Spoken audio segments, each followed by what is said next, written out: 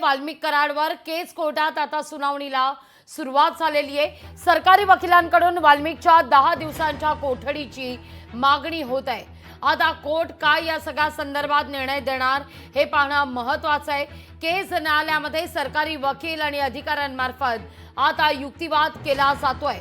या युक्तिवादामध्ये काही मुद्दे देखील उपस्थित होताना दिसत आहेत। सगळ्यात महत्त्वाचं म्हणजे हत्येचा तपास करण्याच्या दृष्टीनं अधिक तपास करण्याच्या दृष्टीनं वाल्मिक कराडची 10 दिवसांच्या CID कोठडीची आता मागणी करण्यात येते। अधिकाऱ्यांकडून व्हॉइस सॅम्पल देखील वाल्मिक कराडचे तपासण्यात आलेले आहेत, हे देखील आता कळतंय। तर सगळ्यात महत्त्वाचं, कराडची देशाबाहेर संपत्ती आहे का हे तपासलं जात आहे, ते देखील तपासायचंय असं म्हटलं जात आहे। या सगळ्या संदर्भात खासदार संजय राऊत यांनी काही वेळापूर्वी प्रतिक्रिया सुद्धा दिलेली होती, ऐकूया आपण। वाल्मिकी कराड यांचं आणि देवेंद्र फडणवीस यांचं नक्की काय नातं आहे याच्यावरती आता एखादी SIT नेमावी लागेल, ती नातं तपासण्यासाठी। आणि कोणासाठी देवेंद्रजी हे करतायत, पाठीशी घालतायत, हा एक रहस्याचा विषय। कोणाला वाचू इच्छित आहेत ते? त्यांनी एक SIT आता आधीची बरखास्त केली, नवीन SIT नेमली। आता वाल्मिकी कराडना का वाचवलं जात आहे, फडणवीस का वाचवत आहेत, यासाठी वेगळे SIT नेमायला हवे।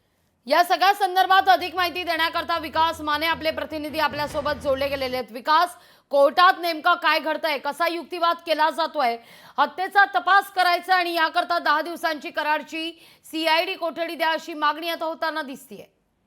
लागवीजी, सध्या केज न्यायालयामध्ये जे वाल्मिक कराडचे वकील आहेत आणि जे सरकारी वकील आहेत त्यांच्या दोघांमध्ये युक्तिवाद सुरू आहे। साधारण अर्धा तासांपासून हे सध्या युक्तिवाद सुरू असल्याचं पाहायला मिळतं। केज न्यायालयामध्ये वाल्मिक कराडला हजर करण्यात आलेला आहे आणि यामध्ये आपण जर पाहिलं तर 14 दिवसांची CID कोठडी पूर्ण झाल्याच्या नंतर आणखी 10 दिवसांची तपास यंत्रणाला आणखी तपास करायचा आहे, त्यामुळे आणखी 10 दिवसांची कोठडी जी आहे ती मिळावी असा युक्तिवाद सध्या सुरू आहे। त्यामुळे आता केज न्यायालय नेमका काय निकाल देतो आहे, काय निर्णय घेतला जातोय हे निश्चितच पाहणं महत्त्वाचं असेल। मात्र कराडच्या वकिलाकडनं देखील तेवढाच युक्तिवाद सध्या जो आहे केज न्यायालयामध्ये सुरू असल्याचं दिसून येते, कारण की आतापर्यंत जो काही तपास झाला होता तो पुरेसा आहे। कारण की 14 दिवसांची ही CID कोठडी होती आणि यामध्ये व्हॉइस सॅम्पल जे आहेत ते देखील घेण्यात आले होते। व्हॉइस सॅम्पल दिलेले आहेत, त्याबरोबरच इतर जे काही कॉल डिटेल्स होत्या त्या देखील मिळालेल्या आहेत। चौकशी या संदर्भात करण्यात आलेली आहे, कारण की कराड जो आहे तो सध्या खंडणीच्या प्रकरणामध्ये या संपूर्ण घटनेमध्ये ह्याच्यामध्ये अटक होता आणि त्यानंतर आज 14 दिवसांची ही कोठडी पूर्ण झाल्याच्या नंतर सध्या केज न्यायालयामधला हा निकाल आणि ह्याच्यावरचा युक्तिवाद सध्या जो आहे तो सुरू असल्याचं अगदी विकास, एक महत्त्वाचा युक्तिवाद सुद्धा केला जातोय।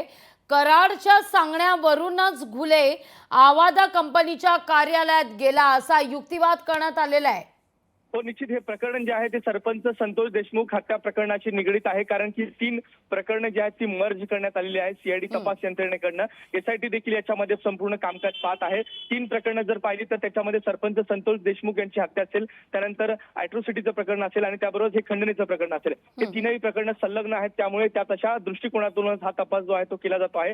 तपास यंत्रणेने अजूनही याच अनुषंगाने हा तपास केलेला आहे, कारण की खंडणीमध्ये जरी वाल्मिक कराड आरोपी असला तरी मात्र जे काही घुले नामक व्यक्ती आहे जो आता सध्या याच्यामध्ये जो खुनाच्या प्रकरणामध्ये अटक आहे, जो CIDच्या ताब्यात आहे, त्याच्याशी जे संबंध होते, त्याने पैसे मागितले होते, त्याबरोबर याची जी संपत्ती आहे, वाल्मिक कराडची जी संपत्ती आहे ती भारताबाहेर आहे का हे देखील तपासायचं आहे। त्यामुळे 10 दिवसांची ही कोठडी जी आहे ती मागितली जात आहे। त्यामुळे केज न्यायालयाचा आता जो निकाल असणार आहे तो निश्चित महत्त्वाचा मानला जातोय। आता जेल की बेल असा देखील सवाल या ठिकाणी आहे। आता केज न्यायालय नेमकं काय निकाल देतोय, या ठिकाणी कराडला बेल मिळते का पुन्हा एकदा जेलमध्ये जावं लागतं, CIDच्या कोठडीमध्ये वाढ होऊ शकते का, की न्यायालयीन कोठडीमध्ये रवानगी कराडची होऊ शकते, हे पाहणं महत्त्वाचं असणार आहे। आता सध्या युक्तिवाद हा दोन्ही गटाकडनं सध्या सुरू आहे आणि थोड्याच वेळात याचा निकाल जो आहे तो देखील समोर येणार आहे। लागवीजी, अगदी विकास, जसं तुम्ही म्हणताय त्यात युक्तिवादात अनेक मुद्दे समोर येताना दिसत आहेत। आणखीन एक महत्त्वाचा मुद्दा असा समोर येताना दिसतोय, कराडनं आवादाच्या थोपटेंना या सगळ्या संदर्भात फोन करून धमकी दिलेली होती असा युक्तिवाद सरकारी वकिलांमार्फत केला जातोय। JB शिंदे सरकारी वकील ज्यांच्याकडून हा सगळा युक्तिवाद केला जातोय। आता मात्र अडचणी वाढताना दिसत आहेत कराडच्या। हो, निश्चितच.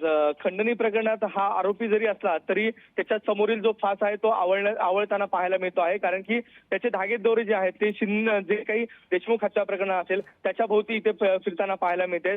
सरकारी वकिलाकडनं सध्या जोरदार युक्तिवाद जो आहे तो आपल्याला पाहायला मिळतो आहे आणि त्यामुळेच हा निश्चितच युक्तिवादाचा जे काही तपास यंत्रणा असेल, तपास चक्र असतील ते सरपंच देशमुख हत्या प्रकरणाशी कुठेतरी जोडताना पाहायला मिळत आहेत. त्यामुळे या संपूर्ण प्रकरणामध्ये न्यायाधीशांची ही भूमिका अतिशय महत्वाची असणार आहे. कारण की यात कराडची संपत्तीवरनं देखील सवाल उपस्थित करण्यात आले होते. कराडची संपत्ती ही भारताबाहेर देखील असण्याची शक्यता आहे. या संपूर्ण गोष्टी तपासायच्या आहेत. जो घुले नामक सुदर्शन घुले जो आहे त्या घुलेने देखील यापूर्वी जो थोपटे आहे त्याला धमकी दिली होती आणि ती धमकी जी आहे ती कराडच्या माध्यमातूनच दिलेली गेलेली होती आणि त्यामुळे हे संपूर्ण धागेदोरे जे आहेत ते देशमुख यांच्या हत्या प्रकरणाशी येऊन जोडतायत. त्यामुळेच आता सध्या केज न्यायालयामध्ये हा निकाल लागल्यानंतर त्याच्यानंतर ही जी काही सुनावणी झाल्यानंतर कराडवरती नेमकं काय हे होतंय हे महत्वाचं असणार आहे. लागवीजी. निश्चित. विकास तुर्तास धन्यवाद तुम्ही दिलेल्या एकूणच या सविस्तर माहिती करता. लोकशाही मराठी ऐका, पहा, जागरूक रहा.